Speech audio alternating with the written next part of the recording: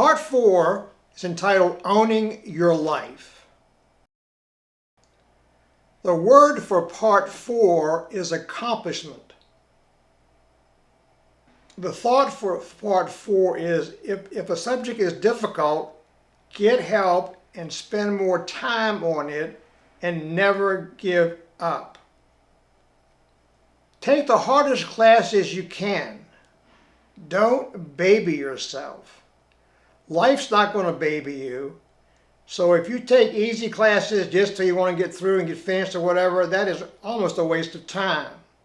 You want to take the hardest classes you can. Maybe some of them you won't do well in, but maybe you'll find that you are capable of doing some harder things. And babying yourself is not going to help you in life. Would you rather be called ignorant or stupid? Does school help you be less stupid or less ignorant? School helps you be less ignorant. In other words, master your knowledge of the building blocks and you will be less ignorant. All of us are ignorant about something. The younger you are, you're probably ignorant about a lot more things than a person who has been alive for a while. And your people who don't have certain kinds of education are ignorant of what certain aspects of certain jobs, and that's okay. Ignorant is not a problem. What is a problem is stupid. So remember, these are the building blocks. In math, we have a times table. In English, we have spelling. In writing, we have grammar. And in science, we have computer. There are a lot of other building blocks in life and that you want to master, but this just gives you a flavor for what you need to have your brain understand. You do not have to like something to learn it. I've heard so many young people say, I don't like math, or I don't like English, or whatever. That's not a wasted statement. If you ever really allowed yourself to like something like math or English or whatever you didn't like, you might find that you absolutely love it. And so it's the learning part changes your opinion of things. So I recommend that you don't say, well, I don't like it, so therefore I don't want to take it. That's wrong, altogether wrong. You do not have to be good at something to learn it. As a matter of fact, you're supposed to not know much about it, but that's why you're learning it. So sometimes we have an aptitude for certain things, and that may make it easier for us in a certain way. But ultimately, you can learn things and become more and more proficient in them, and therefore you don't start out that way. But you do have to believe that education is purposeful and worthwhile. If you think it's a waste of time, you won't apply yourself and you won't own your life. The objective of education is to prepare you to be able to educate yourself, i.e. teach your brain throughout your life. Teachers teach you and you teach your brain. That's a very important thing to know. So how do you teach your brain? Number one is repetition. Doing something multiple times in order for your brain to recall it. And the other one is time. It takes a lot of time to do repetitions, but ultimately they will be there in your brain to help you out whenever you need them. If you do not understand the material, how can you teach your brain? You must try to do it yourself. And I do mean really try. But if you don't understand it, get help. Never, and I do mean never, quit. So what is the main purpose of high school? And any school, but in this case high school. The main purpose of high school or any school is to learning how to learn. You see, the ultimate goal in learning is to teach your brain. And we talked about it in part 3, that your brain is your buddy. Once you teach your brain something, the brain will keep it in the memory. And if you're doing something and you need to recall that, then it's there. because you have learned it and it's in your brain, in the computer memory of your head. That's why learning how to learn will make your life easier. So you can train your brain. Your brain is supposed to be your helpmate. Being stupid is deciding not to teach your brain. So you will have this amazing part of your body that's going to be able to help you through all kinds of situations by remembering things that you've taught it, and you don't want to teach it anything. That is really silly. What does learning feel like? You can do things without thinking because you have trained your brain. This is an amazing idea. And so we need to embrace that. If your brain is trained in things, I can remember 50 years ago, even 70 years ago, when I was doing things, and I did it intensely. I was a collector of comics and coins and stamps. Today I still remember a lot about those hobbies because I spent a lot of time and I taught my brain about them. Now, what we talked about in the previous section on foreign languages. That's another example of having your brain. Once your brain is taught a new language, you become fluent in that language, and when you are talking in that language, your brain is translating immediately, instantaneously into the foreign language, and you know when you say the word what the word is in English, but you don't really think about it. You just talk like you know, and you do know because your brain's been trained. And we also talked about the idea of catching a pass. The person who's a pass receiver spends hours and hours and hours catching different kinds of passes. That's his job. His job is to catch passes. So he learns and learns and learns and learns, and at some point, he doesn't know when he's actually performing the catching of the pass, he's not really doing it. His brain has been taught to catch the pass. So what are some learning techniques that you can apply to ultimately help you teach your brain? Well, the first one is visual. Just paying attention in class or paying attention to what's going on. You are now learning things and you're putting those into your brain. Now, reading is a method for training your brain or teaching yourself, teaching your brain.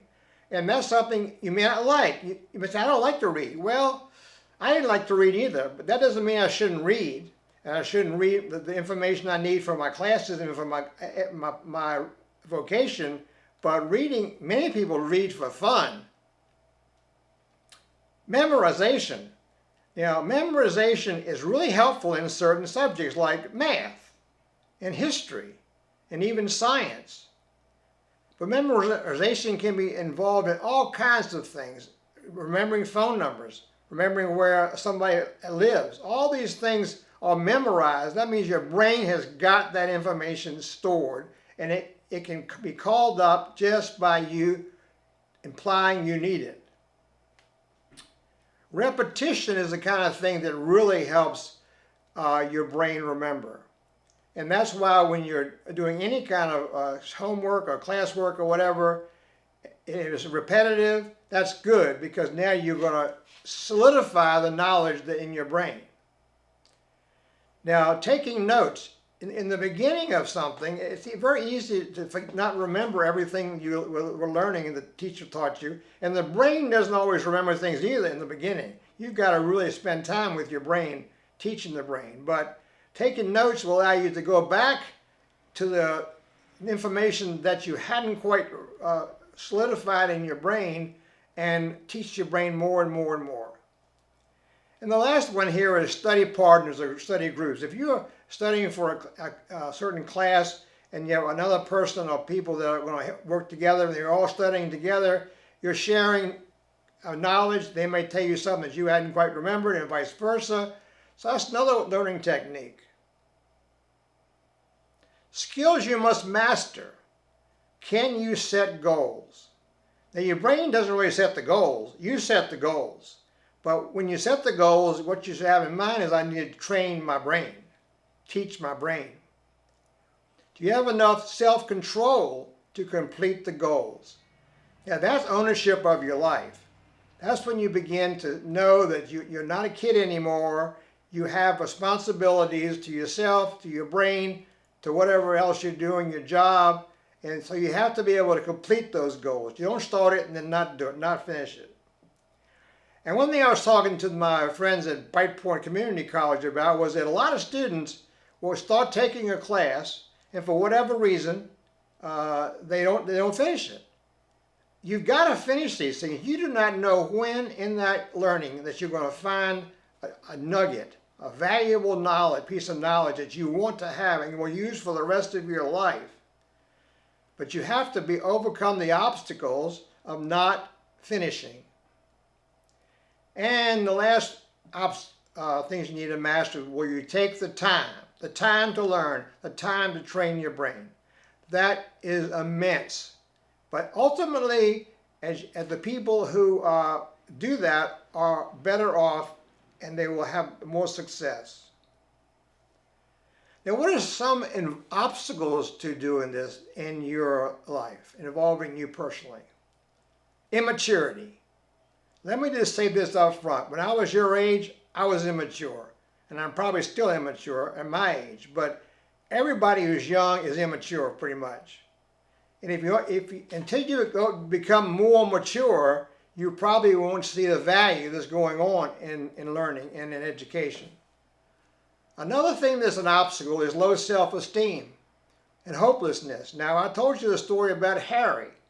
When I met Harry, he had both of these things. He had no expectation that his life would go anywhere worthwhile.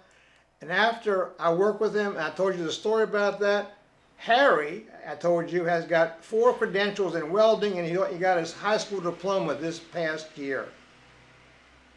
Now, lazy and procrastination are 2 things that kind of go together. But if you laying around not doing anything, you can pretty much assure yourself you're being lazy. You can always go out and get a job potentially, or go read a book, or go do something worthwhile, and that is all much better than being lazy. And lazy makes you tired, and tired makes you not want to work in your schoolwork, and ultimately it's all around bad. Poor self-control. That means you get distracted easily. You want to do this, but you just can't quite find the motivation to do it, the time to do it. So self-control says, I haven't got a choice. I must stand up and get the thing done. Wrong priorities. That is a huge one there.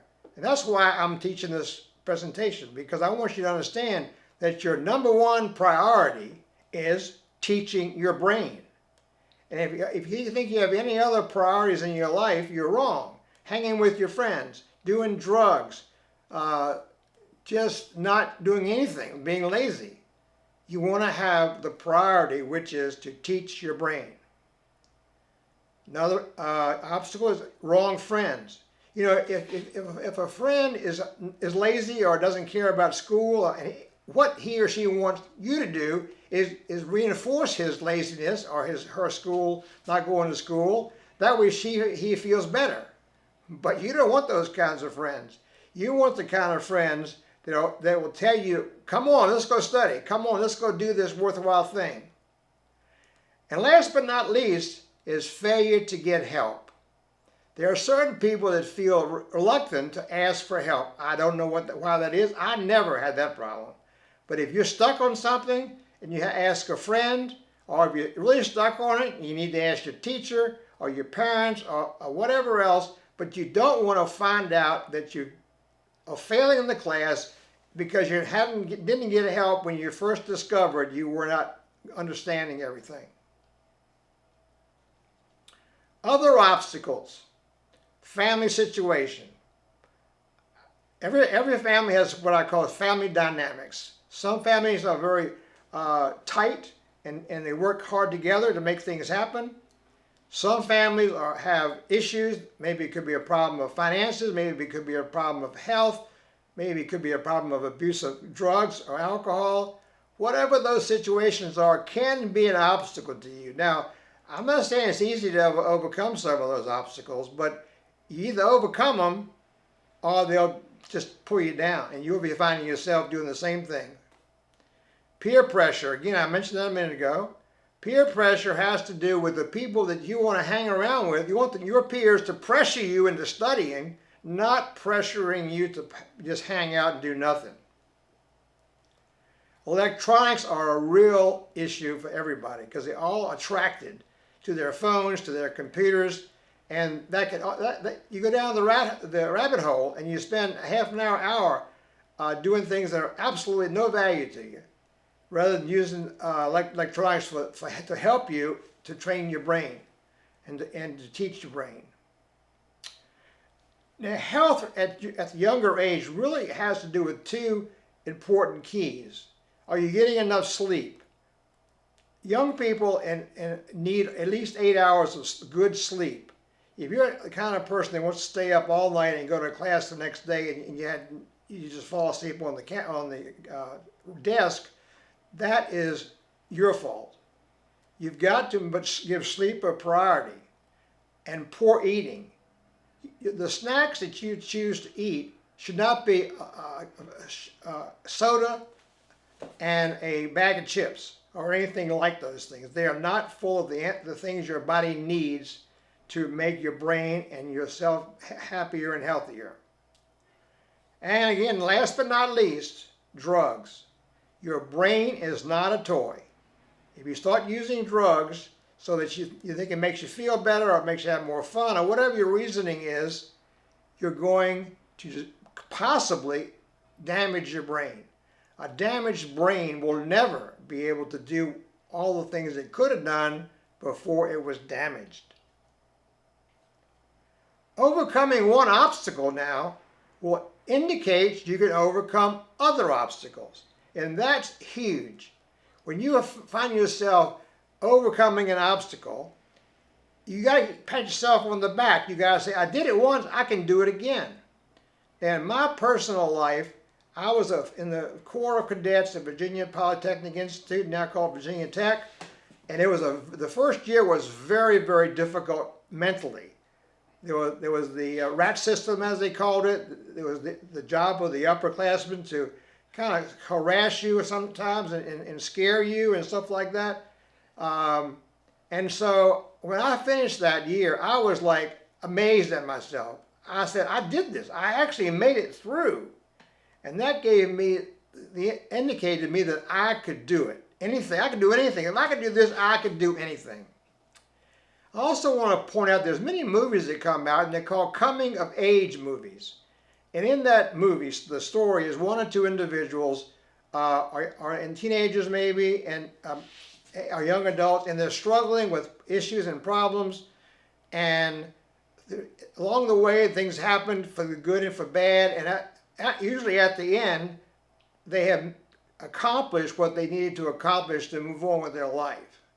And hopefully by doing things for yourself and for your future, you will do the same thing. Taking responsibility is the best thing you can do for yourself.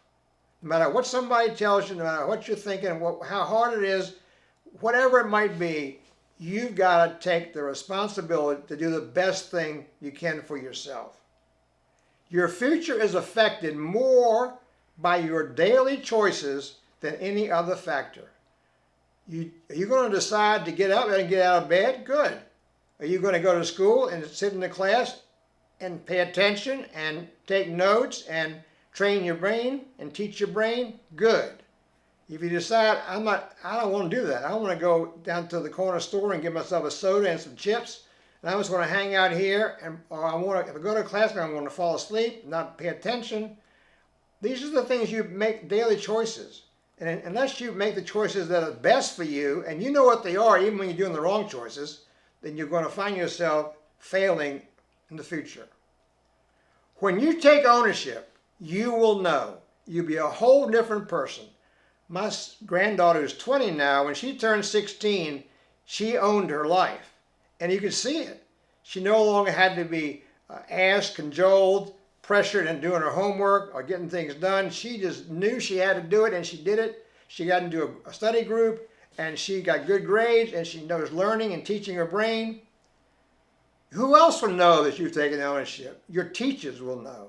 They will see a student that maybe before wasn't trying very hard, didn't really put any value in school, in part because they didn't know why they were there. But now you know why you're there. And if I ask you this question face to face, I hope you would say, I am there to learn how to teach my brain. Your parents will know. All of a sudden, the young person that they used to have to fight with to do things around the house, to do things in their schoolwork, all of a sudden they're willing to help. That's what good people do. And your friends will know. The friends who want to achieve like you now do will love you, and the friends who you don't want to hang out with anymore because they're a bad influence will not be happy. So remember, the secret to success is time.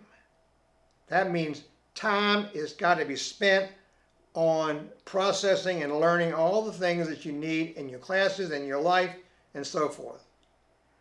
You learn how to learn by spending time. You train your brain by spending time.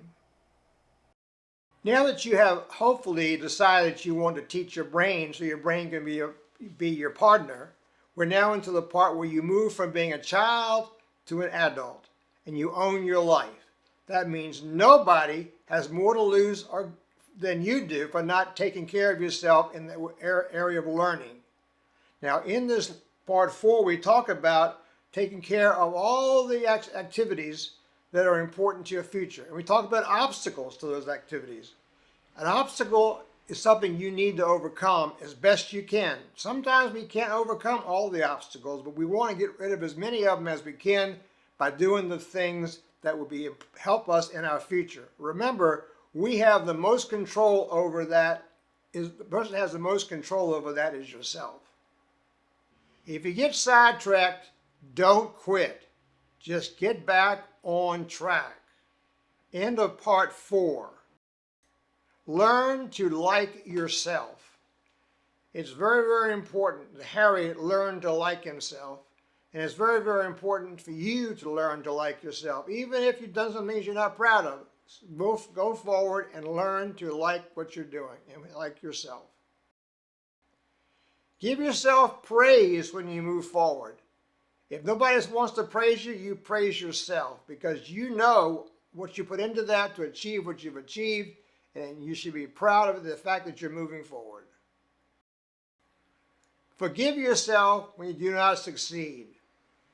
Beating yourself up and wanting to quit and think bad about yourself does you no good.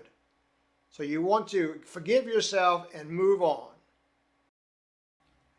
Never quit until you have the credential. Remember Harry, he had 4 credentials in welding and he didn't quit.